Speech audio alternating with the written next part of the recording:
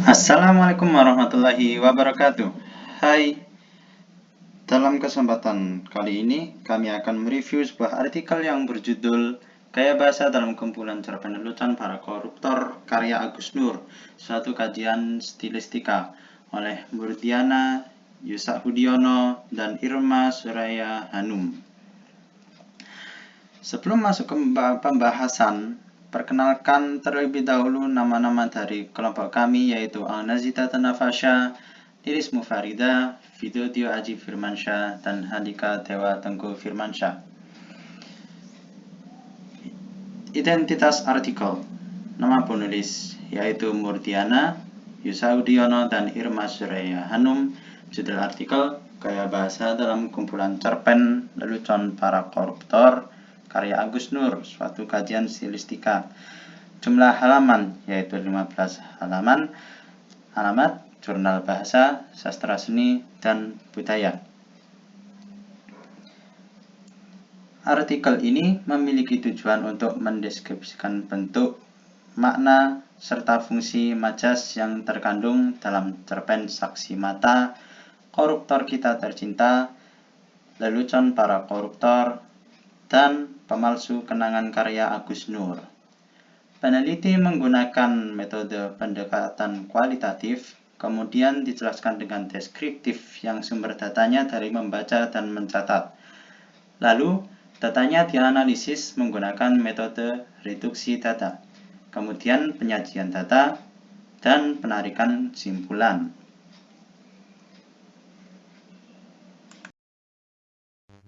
Terdapat 3 majas yang dianalisis oleh Murdiana.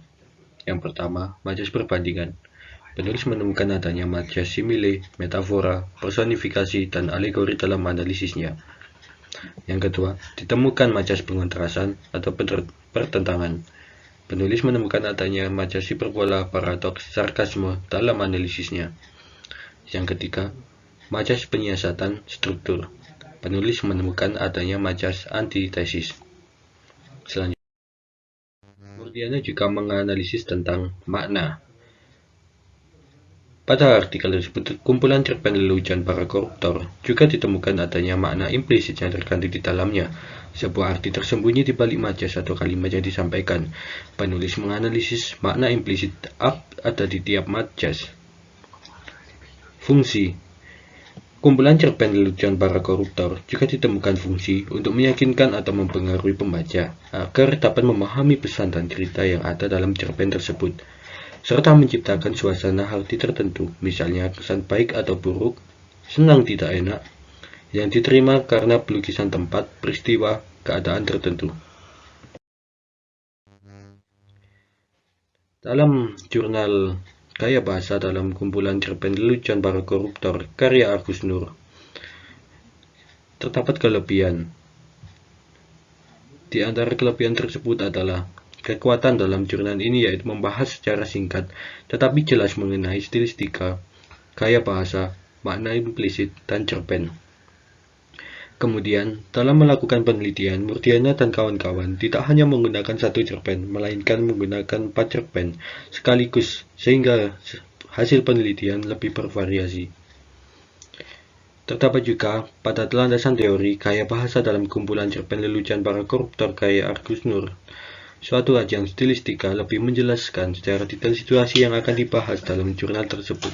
Seperti apa itu stilistika, gaya bahasa, jenis gaya bahasa, fungsi gaya bahasa, makna implisit gaya bahasa, fungsi gaya bahasa, dan pengertian cerpen. Berbeda dengan yang ada pada jurnal Gaya Bahasa dalam kumpulan cerpen Kaca Piring karya Danarto, sebuah kajian stilistika yang kurang menjelaskan pada landasan teori mereka. Yang terakhir, kelebihan di dalam jurnal ini, peneliti di sini memberikan suatu fungsi atau pengaruh terhadap para pembaca agar dapat memahami dari isi tersebut secara rinci dan baik, maupun buruknya. Dari dalam hal ini, peneliti dapat menciptakan suasana hati tertentu terhadap para pembacanya itu sendiri dan disampaikan kepada pembaca melalui majas tersebut. Dalam jurnal ini terdapat kekurangan, di antaranya yaitu kelemahan dari jurnal ini kurangnya data yang telah diambil dari apa yang telah diteliti. Penulis hanya memberikan data satu saja pada setiap pembahasan. Apabila penulis memberikan data lebih dari satu, maka akan memudahkan pembaca dalam mendapatkan dan memahami makna.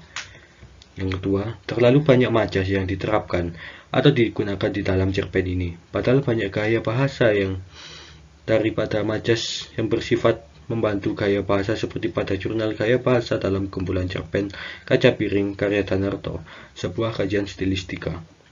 Dalam metode, tidak disebutkan bahwa peneliti ini menggunakan pendekatan stilistika seperti pada jurnal satunya.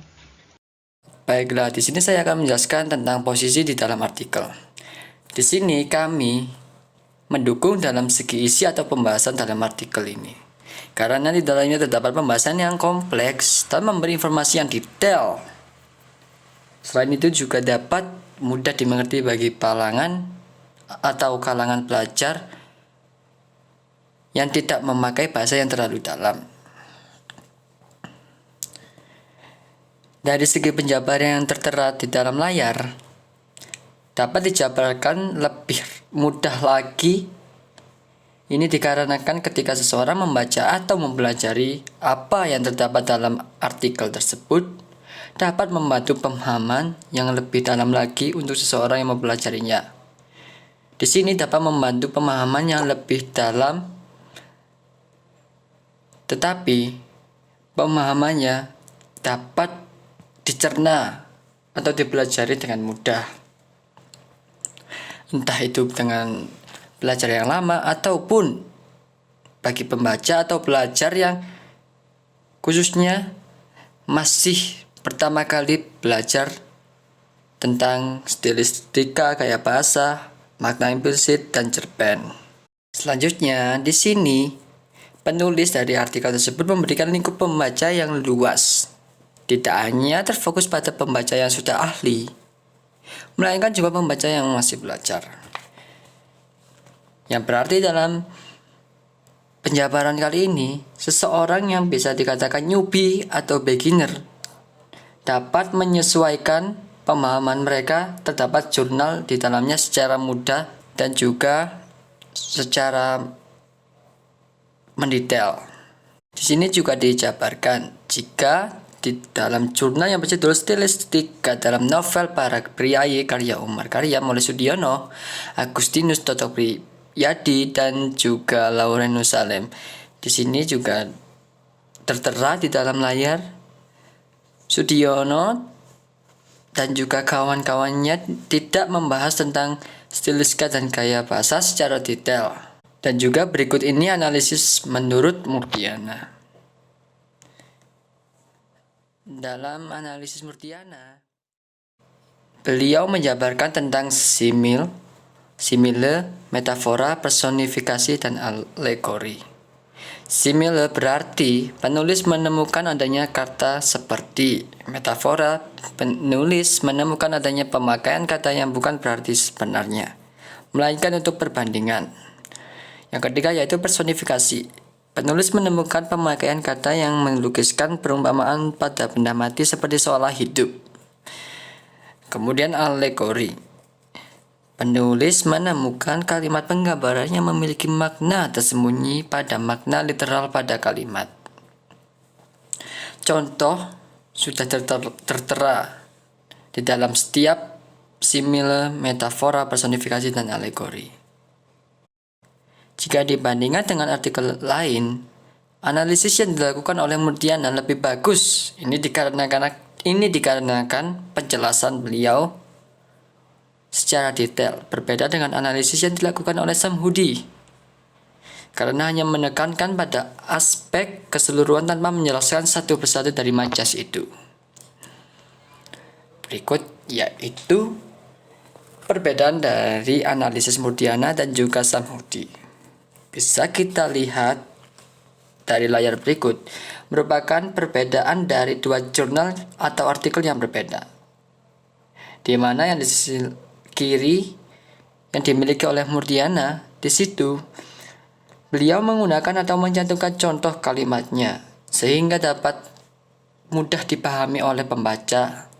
Dan di sisi lain, di sebelah kanan yang dimiliki oleh Samhudi bisa dibilang sebaliknya dari analisis Murdiana, karena beliau tidak mencantumkan contohnya.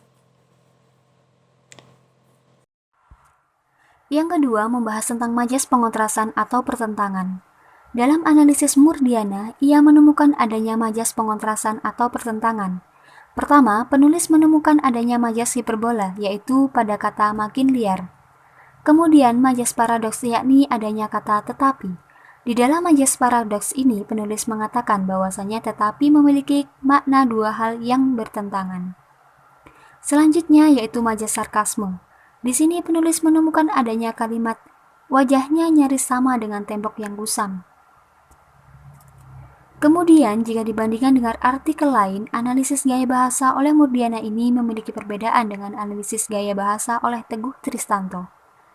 Apabila analisis pada artikel yang berjudul Gaya Bahasa dalam Kumpulan Cerpen Kaca Piring karya Danarto, sebuah kajian stilistika oleh Teguh Tristanto dan kawan-kawan, ini sangat berbeda saat menganalisis majas pengontrasan atau pertentangan. Perbedaannya yaitu di sini analisis gaya bahasa oleh Murdiana memiliki kelebihan, karena pembaca lebih mudah memahami isi dan majas yang digunakan.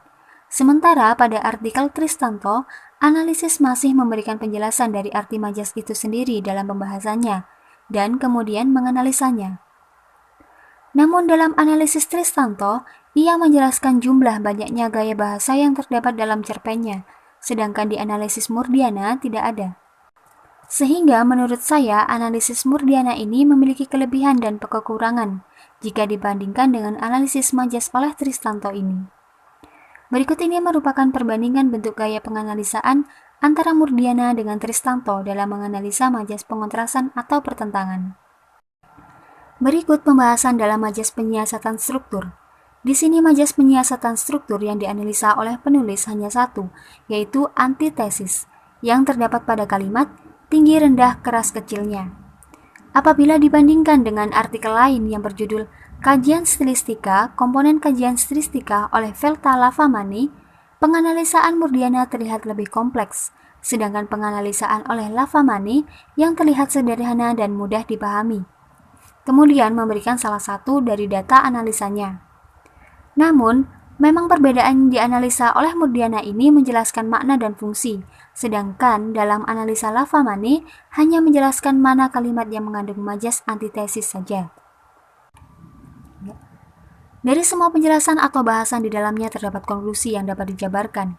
Jika di dalam analisa oleh Murdiana terdapat beberapa majas yang dari berbagai jenis, diantaranya yaitu majas perbandingan, meliputi simile, metafora, personifikasi, dan alegori. Majas pengontrasan meliputi hiperbola, paradoks, dan sarkasme. Kemudian majas penyiasatan struktur yang berjenis antitesis. Selain itu, Murdiana juga menjelaskan makna tersirat di balik cerpen yang terdapat dalam majas tersebut. Yang terakhir, Murdiana juga menjelaskan fungsi dari majas itu yang membuat para pembacanya merasakan terbawa suasana sehingga menciptakan suasana hati yang beragam.